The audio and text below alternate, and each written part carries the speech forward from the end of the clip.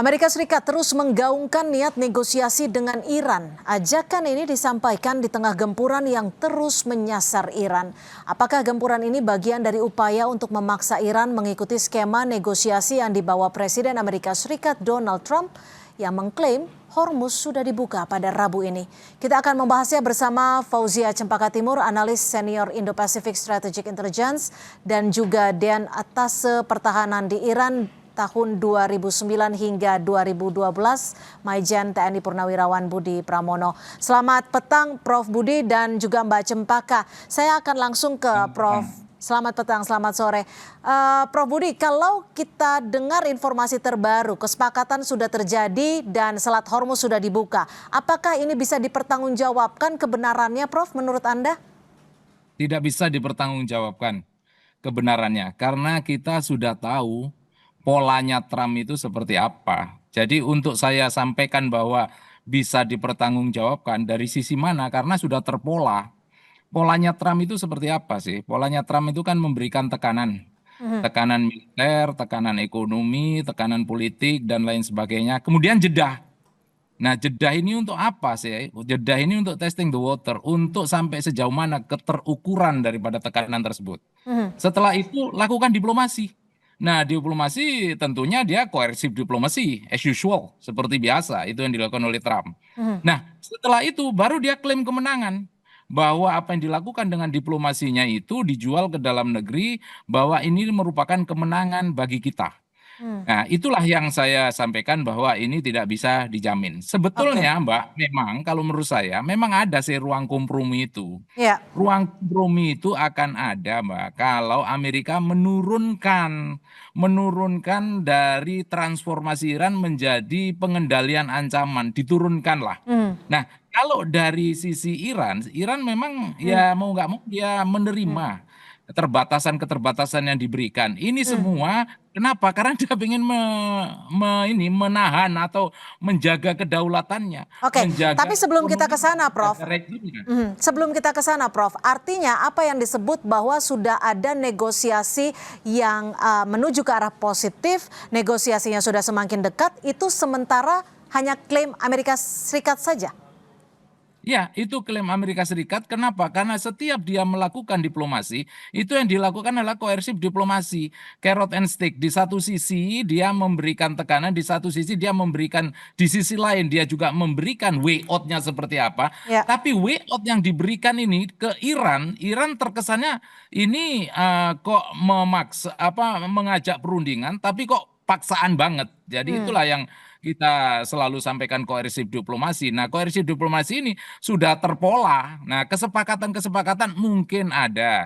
Kesepakatan dari sisi Amerika tentunya dia sepakat karena ada alasan. Dari sisi Iran juga dia sepakat karena ada Oke. yaitu apa alasan mempertahankan kedaulatan tadi. Sedangkan Amerika mau sepakat, kenapa? Karena dia juga ingin menunjukkan ke seluruh negara Teluk bahwa dia masih punya bargaining Kuasa. position gitu. Oke. Mbak, ini juga penting, iya. Oke, kalau dari Mbak Cempaka sendiri, Anda setuju dengan perspektif yang disampaikan Prof Budi? Dan kalau saat ini klaim terbarunya adalah Selat Hormuz sudah dibuka Rabu ini? Jadi memang kalau menurut laporan dari Institute for Study of War ya Mbak ya, laporannya memang menyatakan bahwa diskusi tentang Amerika Serikat dan Iran itu memang belum ada direct talk gitu ya. Dan memang yang disampaikan oleh Prof Budi tadi benar. Namun dalam konteks ini ketika kita bilang ada yang disebut dengan substantive bargaining atau tarik menarik, tawar menawar yang sifatnya substantif terkait dengan Hormuz sendiri. Karena kita tahu bahwa Amerika Serikat dan Qatar sedang bernegosiasi dalam ini berdiskusi. Di sisi lain juga bagi dari Kementerian Luar Negeri Iran menyatakan bahwa memang mereka sedang berbicara dengan Oman dan juga dengan Qatar. Dan dalam konteks ini salah satu yang menjadi sumbat atau bahkan terletusnya fase kedua dari perang ini adalah tentu saja terkait Hormuz dan bagaimana jalur selatan dan jalur utara ini di manage begitu. Dan satu yang memang disampaikan oleh Trump terkait dengan total opening of Selat Hormuz sendiri sebenarnya itu overclaim menurut saya karena memang yang sebenarnya terjadi adalah keinginan Trump untuk membuka jalur di bagian selatan, yaitu jalurnya Oman begitu. Yang Oke. selama ini memang keinginan Iran adalah untuk memberikan yang disebut dengan awalnya tol fee begitu ya, yang namun saat ini secara teknis memang sudah menurun sebenarnya intensitas Iran sendiri, sehingga yang secara teknis saat ini yang disampaikan oleh Iran adalah hak pemantauan atau intervensi maritim yang sifatnya memang legal secara Oke, hukum. tapi Mbak Cempaka, Anda menyatakan ini overclaim. Lalu apa sebenarnya yang menjadi tujuan Amerika Serikat dengan klaimnya ini? Apa sebenarnya yang ingin disepakati ataupun dimanfaatkan terhadap overclaim ini? Tapi tetap bersama kami, kita akan membahasnya usai jeda. Tetap di Kompas Petang. Terima kasih Anda masih bersama kami di Kompas Petang. Amerika Serikat terus menggaungkan niat negosiasi dengan Iran. Bahkan klaim terakhirnya Selat Hormuz sudah dibuka dan negosiasi sudah berlangsung dengan positif. Saya akan kembali ke Mbak Cempaka. Mbak Cempaka, kalau Anda tadi menyebutnya ini overclaim, sebenarnya apa tujuan Amerika Serikat mengklaim ini? Tentu ada beberapa alasan Mbak dalam hal ini, dan tentu ini adalah pola yang berulang sejak fase yang pertama, yaitu tentu saja menjadikan leverage diplomatik. Karena kita tahu poin-poin terkait negosiasi ini belum tercapai secara optimum begitu ya bagi Trump maupun bagi Iran sendiri. Itu yang pertama. Yang kedua juga untuk menghasilkan konsesi sebesar-besarnya untuk Amerika Serikat. Dan bagaimana saya melihat bagaimana ini pola yang diinginkan Trump untuk menjaga kredibilitas di depan audiens domestiknya, baik Kongres dan sekutu negara-negara Teluk begitu ya. Kita tahu bahwa negara-negara Teluk ini perlu diyakinkan begitu ya keberadaan Amerika Serikat ini masih penting di regional dan juga pasar internasional tentunya yang paling terdampak dari kondisi konflik saat ini. Dan saya rasa yang paling mungkin juga yang mungkin terakhir adalah dalam konteks pertanyaan ini adalah Amerika Serikat ingin merepresentasikan keberhasilan yang dilakukan sementara ini oleh Oman, Qatar dan pihak regional lainnya sebagai keberhasilan Amerika Serikat juga. Oke, Prof Budi, kalau Anda melihatnya apa yang membuat Amerika Serikat saat ini terus memberikan ancaman, terus menggempur wilayah Iran, tapi di sisi lain sambil memaksakan negosiasi? Ya, yang diinginkan adalah tujuan politik. Ini kembali lagi kita ke Clausewitz, bahwa politik ini apa itu kekuatan militer ini merupakan kelanjutan the continuation of politics. Selama tujuan politik dari Amerika ini tidak tercapai, maka Amerika akan terus berulang dengan pola-pola yang tadi disampaikan saya awal dan disampaikan oleh Mbak Cempaka. Tujuan politiknya apa sih yang sampai saat ini tidak tercapai? Kan keinginan dia untuk meminimais nuklirnya belum diminimais. Kan tujuan dia agar dia tidak berusaha memperkuat proksi, kan tetap berusaha memperkuat proksi. Kan tujuan dia agar mengkonstrain rudal dan drone-nya kan tidak dilakukan itu semua.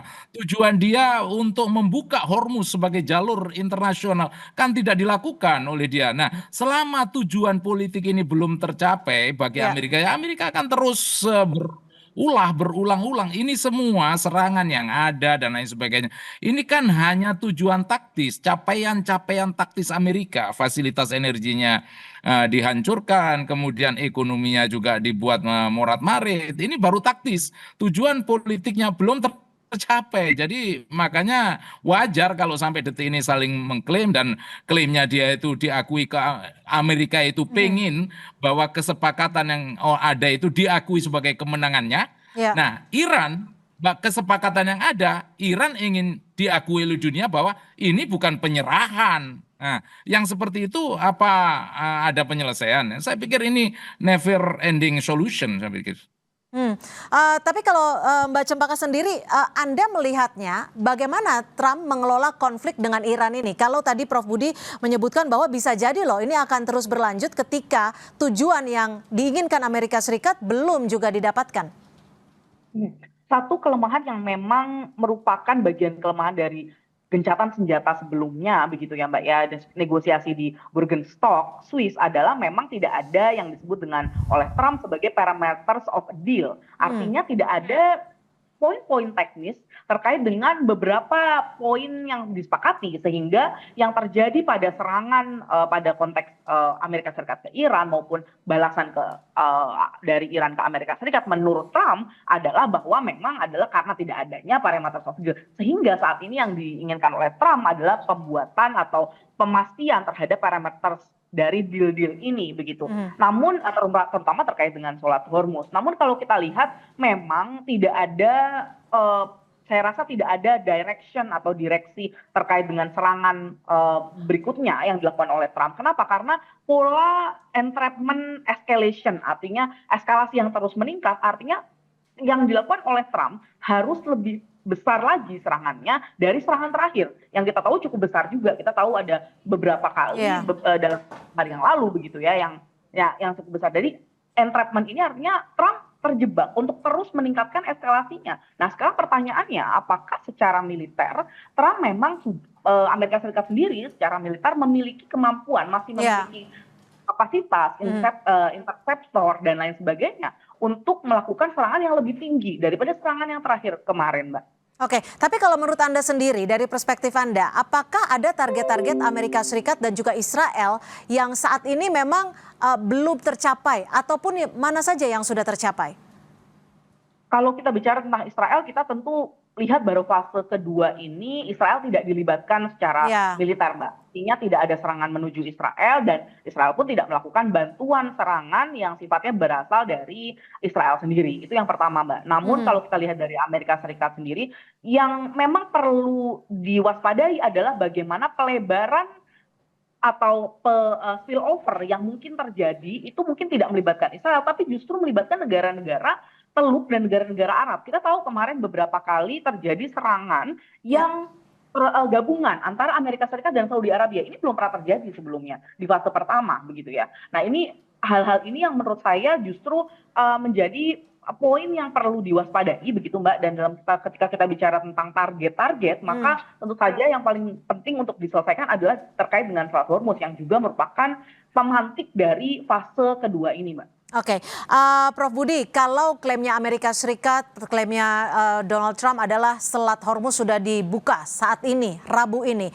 Lalu bagaimana Anda melihat respon Iran menghadapi statement dari Presiden AS dan juga ancaman-ancaman Amerika Serikat, tapi di sisi lain tetap menginginkan adanya diplomasi atau negosiasi? Jadi begini, Mbak, di Iran itu ya, sepengetahuan saya, dia sudah terbagi jelas. Sipil, politik sipil, lanjutkan diplomasi.